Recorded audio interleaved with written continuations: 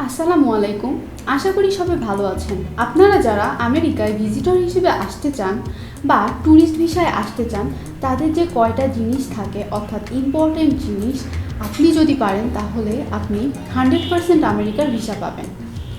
আমেরিকার ভিসা পান তাহলে ওরা 5 বছরের জন্য আপনাকে ভিসা দিবে, আর এই 5 বছরে যখন খুশি ভ্রমণ করতে পারবেন এবং তা টানা 6 মাস থাকতে পারবেন।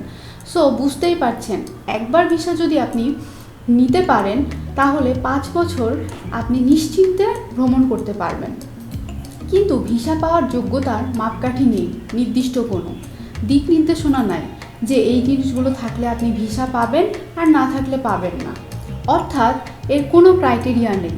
আপনারা 5 থেকে 7 মিনিটে একটি ইন্টারভিউ দিবেন।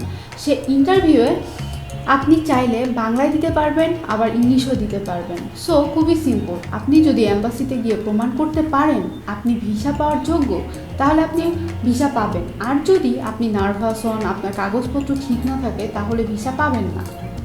এখন আমি আপনাদের বলছি, আপনি নিশ্চিন্তে ভিসা পাবেন এবং ভিজিটর হিসেবে আসতে চাচ্ছেন, কিন্তু পাসপোর্টে অন্য কোনো দেশের ভিসা নেই, অর্থাৎ আপনি অন্য কোথাও ট্রাভেল করেন নাই, তাহলে তারা কিভাবে বিশ্বাস করবে যে আপনি একজন ট্রাভেলার?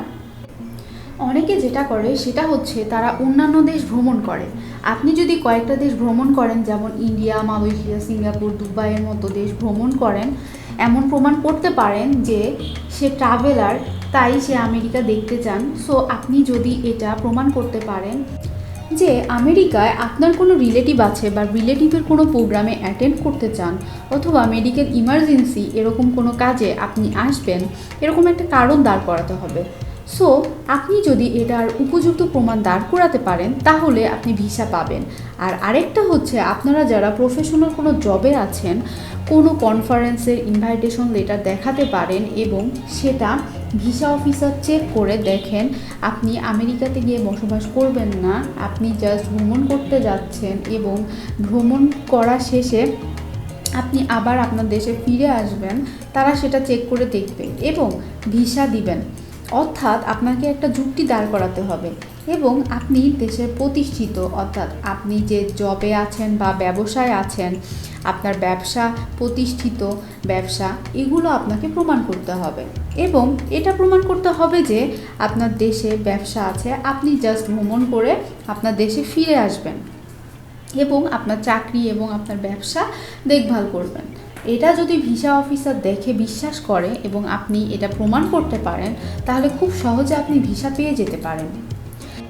যেহেতু আপনি ভিজিটর হিসেবে আসবেন এবং এটা একটা নন ইমিগ্রেন্ট ভিসা, তাই তারা আপনাকে দেখে যেন বুঝতে পারে আপনি এখানে ভিজিট করতে আসছেন এবং আপনি আবার ব্যাক করবেন আপনার নিজ দেশে। কিন্তু আপনার মনের ভেতর যদি এমন থাকে যে আপনার ইন্টারভিউয়ের মধ্যে বা কথায় কিন্তু সে জিনিসগুলো বের হয়ে আসবে, আমি আমেরিকায় যাব আর আসবো না, অর্থাৎ ওরা যারা ইন্টারভিউ নিচ্ছে তারা কিন্তু প্রতিনিয়ত ইন্টারভিউ নিচ্ছে, যদি এটা বুঝতে পারে যে আপনি আমেরিকায় যাচ্ছেন আর আসবেন না, তাহলে আপনাকে ভিসা দেওয়া হবে না।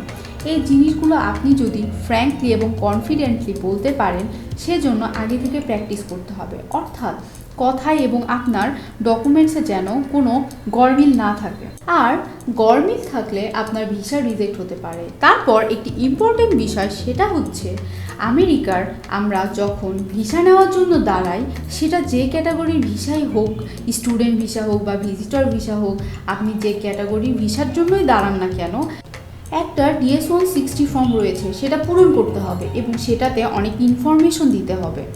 আপনি কোন দেশে ভ্রমণ করছেন কি না, যদি করে থাকেন তাহলে কবে থেকে করছেন এবং আপনি কি কি ফোন নাম্বার ইউজ করেছেন, আপনার ইমেল আইডি কি। আমরা অনেকেই কিন্তু এই জিনিসগুলো মনে রাখি না, বা আমরা কোন হোটেলে ছিলাম, কোন দেশে গিয়েছিলাম, খুবই ইম্পর্টেন্ট মনে রাখা। তো আপনি যদি ভবিষ্যতে আমেরিকায় আসতে চান তাহলে এই জিনিসগুলো আপনাকে লিখে রাখতে হবে, যেন আপনি যখন DS-160 ফর্মটি পূরণ করবেন তখন যেন খুব সুন্দরভাবে এই তথ্যগুলো দিতে পারেন। এখন যদি আপনার মনে নেই, আপনি হয়তো বা নেপাল ঘুরতে গিয়েছেন বা ইন্ডিয়া ঘুরতে গিয়েছেন, আপনি কোন সালে গিয়েছেন, এগুলো যদি আন্দাজে দিয়ে দেন তাহলে হবে না। তারা কিন্তু এগুলো খুব সহজেই ইনফরমেশনগুলো চেক করে ফেলে। উল্টোপাল্টো কোনো তথ্য দিলে তখন কিন্তু আপনাদের ভিসা রিজেকশন হতে পারে। আমার পরামর্শ হচ্ছে যে DS-160 ফর্মটা নিজে পূরণ করবেন। অনেকে অন্য কারো মাধ্যমে গিয়ে ফর্মটা পূরণ করায়, তখন দেখা যাচ্ছে যে যাকে দিয়ে আপনি পূরণ করাচ্ছেন সে হয়তো একটা ভুল তথ্য বা ইনফরমেশন দিয়ে দিচ্ছে, সেক্ষেত্রে আপনার ভিসা রিজেকশন হতে পারে। সো আমার পরামর্শ হচ্ছে এই ফর্মটি আপনারা নিজে পূরণ করবেন এবং সঠিক ইনফরমেশন দিবেন, তাহলে আপনাদের ভিসা পাওয়ার সম্ভাবনা অনেক বেড়ে যাবে। ইন্টারভিউ দেওয়ার জন্য যাবেন যে জায়গাটা, আপনি যে কথাগুলো বলবেন আপনার জন্য DS-160 ফর্মের ইনফরমেশনগুলো দিয়েছেন তার সাথে যেন মিলে যায়।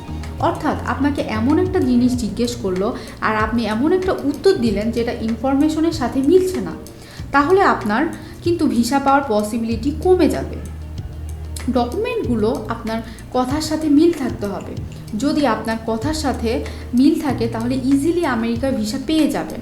এবং প্রতিদিন মানুষ ভিসা পাচ্ছে, প্রতিনিয়ত মানুষ কিন্তু আমেরিকা ভ্রমণ করার জন্য আসছে, এবং যাদের ভ্যালিড রিজন রয়েছে অর্থাৎ সঠিক যুক্তি রয়েছে তারা ইজিলি আমেরিকা ভিসা পেয়ে যাচ্ছে। তো আশা করি আপনাদের ভিডিওটি ভালো লেগেছে এবং আমি যে পরামর্শগুলো দিলাম অবশ্যই আপনাদের কাজে লাগবে। আর আরও যদি কোনো ইনফরমেশন জানার থাকে তাহলে অবশ্যই কমেন্ট বক্সে কমেন্ট করে জানাবেন এবং আমাদের সাথেই থাকবেন। আর আমাদের চ্যানেলটি যদি নতুন হয়ে থাকে তাহলে আমাদের চ্যানেলটি সাবস্ক্রাইব করে দিবেন এবং পাশে থাকা বেল আইকনটি বাজিয়ে দিবেন। সেই সাথে সবাই ভালো থাকবেন। আল্লাহ হাফেজ।